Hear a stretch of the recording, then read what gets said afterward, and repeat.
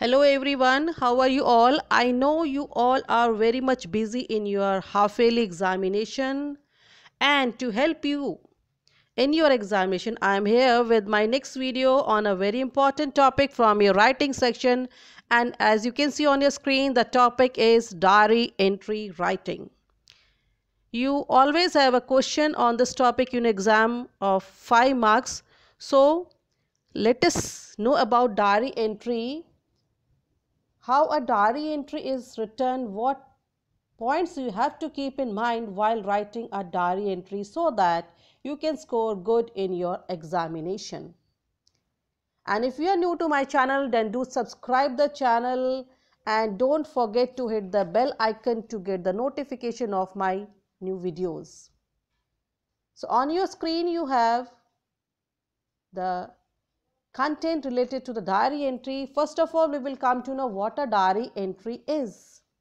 See, diary entry, it is a short composition. As the question is of 5 marks, so it comes under the category of short composition. A diary is usually an activity.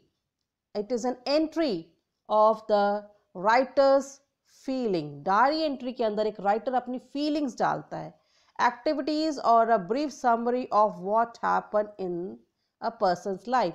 So diary entry क्या है? एक short composition है.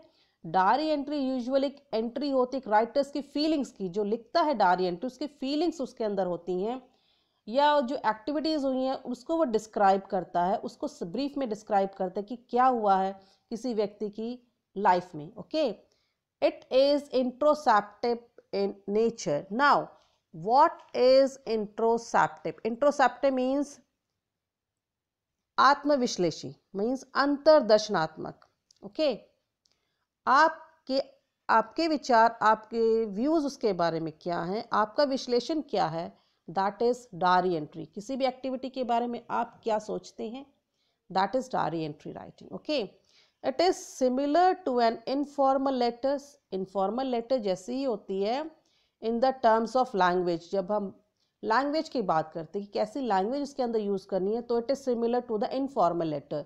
Informal letter means the personal letters which we write to our relatives और our friends. Okay, it is hand written reporting what has happened over the course of day or over a period. एक दिन में क्या हुआ है सारे दिन में, उसको हम डायरी एंट्री के अंदर लिखते हैं. वो हाथ से लिखी जाती है या कुछ समय के दौरान कुछ हुआ हो उसको भी हम डायरी एंट्री में अपना इंक्लूड करते हैं. ठीक है, और हमेशा ये इवनिंग में ही लिखी जाती है. एंड इट इज़, आगे जो इसके बारे में और आपको बताऊंगी. इन एन एग्जामिनेशन कॉन्टेक्स्ट, जब हम एग्ज़ाम की बात करते हैं तो क्वेश्चंस ऑफ डायरी एंट्री क्या टेस्ट करता है, क्यों आपको डायरी एंट्री लिखनी सिखाई जाती है, डायरी एंट्री के थ्रू हम आपके क्या जज करते हैं, वो है योर क्रिएटिविटी. आप कितने क्रिएटिव हैं वो हम डायरी एंट्री के थ्रू एग्जाम में आपका जज करते हैं. आपकी इमेजिनेशन, आपकी इमेजिनेशन पावर कितनी है, दैट इज जज through diary entry writing. And the expression, आप उसे कैसे एक्सप्रेस करते हो, उन बातों को, अपने भाव को, अपनी फीलिंग्स को आप कैसे व्यक्त करते हो, वो भी हम इसके थ्रू जज करते हैं. Okay, a situation will be given. Diary entry में क्या होता है, आपको एक सिचुएशन दी जाती है और उसके आधार पर you will be required to write a diary entry, और उसके आधार पर आपको डायरी एंट्री लिखनी होती है. तो एग्जाम में आपको सिचुएशन मिलेगी और उस सिचुएशन पे आपको बेस्ड आपको डायरी एंट्री लिखनी होती है. तो ये था आपका ब्रीफ में कि डायरी एंट्री होती क्या है, उसके अंदर हम क्या क्या इंक्लूड करते हैं. ओके, अब जब हम डायरी एंट्री लिखते हैं तो हमें किन किन स्टेप्स को फॉलो करना होता है वो मैं आपके साथ शेयर करना चाहूँगी इस वीडियो में. तो देखो, सबसे पहले है कि the following steps are to be followed to achieve an effortless skill of writing and interesting diary entry.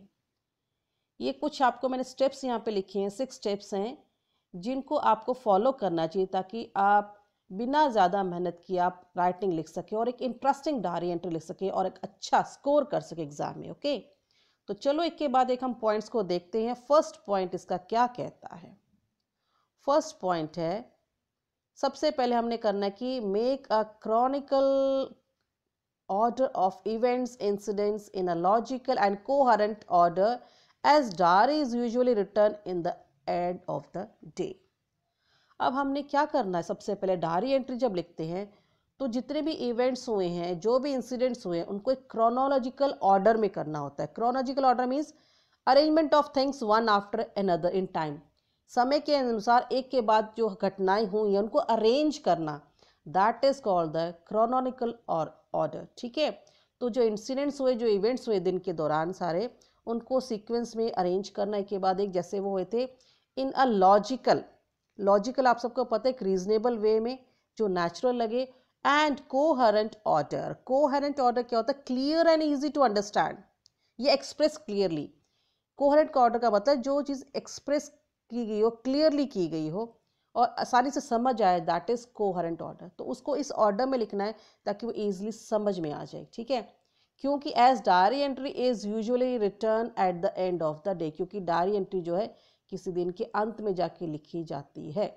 ठीक है, सुबह सुबह आप डायरी एंट्री नहीं लिख सकते. दिन में जो कुछ घटा है वो शाम को या रात को ही आप लिखोगे डायरी एंट्री में. ठीक है, तो फर्स्ट पॉइंट आपको क्लियर हो गया. हमने सबको एक क्रोनोलॉजिकल ऑर्डर में अरेंज करना है, मीन्स अरेंजमेंट करना एक के बाद एक, क्या सीक्वेंस उसकी बनानी है.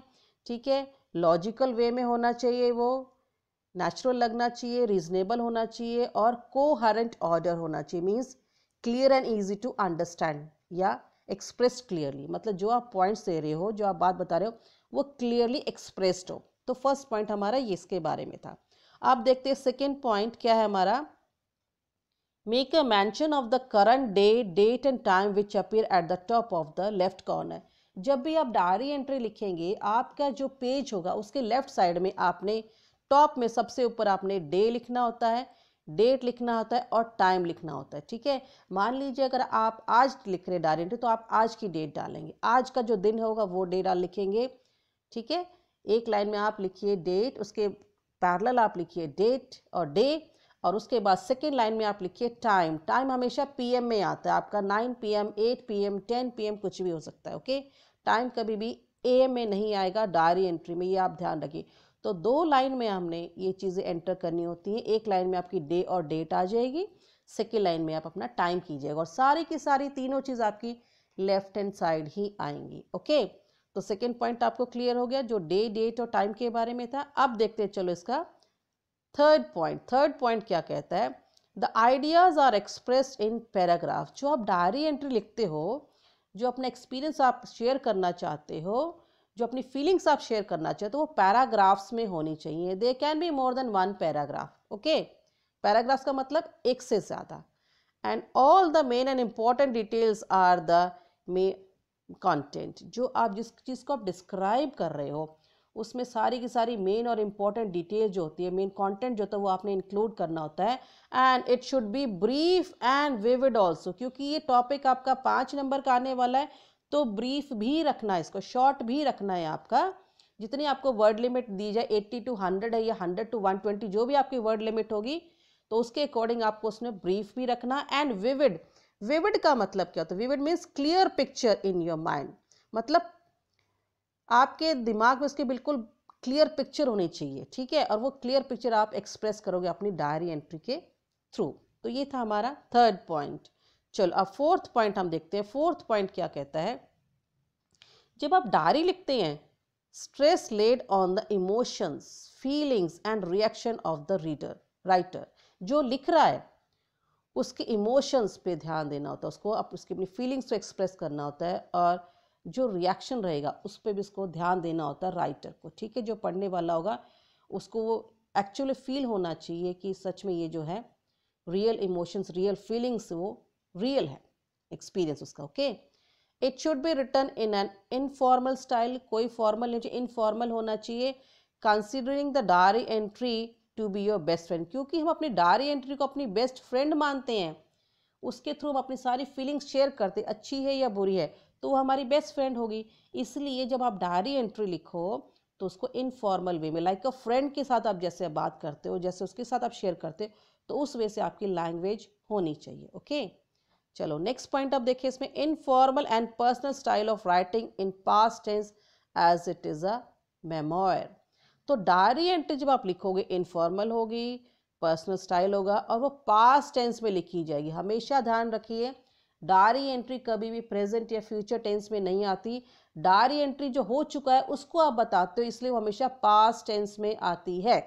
ओके, तो बिल्कुल ध्यान रखिएगा, पास्ट टेंस का यूज़ कीजिएगा, वर्ब की सेकेंड फॉर्म यूज़ कीजिएगा। एंड उसके बाद मैंने दिया कि as it is a memoir. Memoir का मतलब होता है कोई historic account written from a personal knowledge. ठीक है, कोई मतलब आपका कोई घटना घट चुकी है और आपकी खुद के पर्सनल नॉलेज से, पर्सनल एक्सपीरियंस से अगर आप कुछ लिखते हो, that is called memoir. Okay, अब चलो इसका एक लास्ट पॉइंट और हमारा रह गया डायरी एंट्री का, वो भी हम देख लेते हैं क्या और ध्यान रखना हमें डायरी एंट्री लिखते वक्त। लास्ट पॉइंट हमारा कहता है word limit. Okay, so the word limit of 100 या 150 वर्ड्स है या 100, 120 है या 80 या 100 जो भी आपकी है, it should be used and the diary entry can be concluded by signing the person's first name।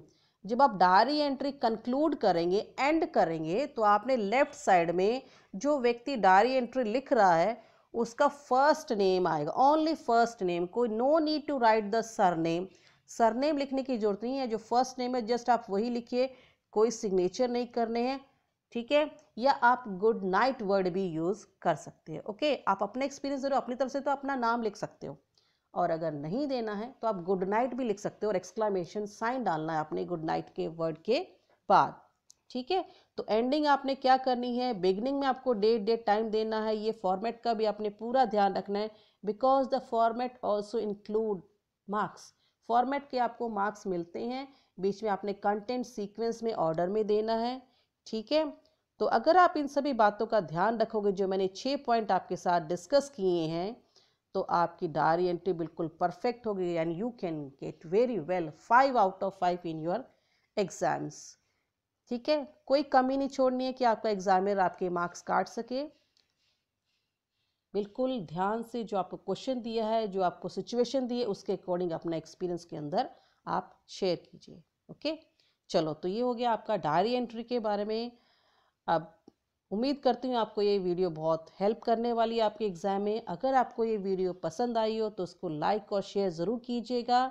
और जैसा कि मैंने अपने बिगनिंग में कहा था वीडियो के, अगर आपने चैनल अभी तक सब्सक्राइब नहीं किया है तो जल्दी सब्सक्राइब कीजिए, बिकॉज मैं जल्दी आपके पास बहुत सारी नई वीडियोज़ के साथ आने वाली हूँ। Okay, so all the best. And जो स्टूडेंट्स मेरे हाफ ईयरली एग्ज़ाम दे रहे हैं उनको भी good luck for your exams.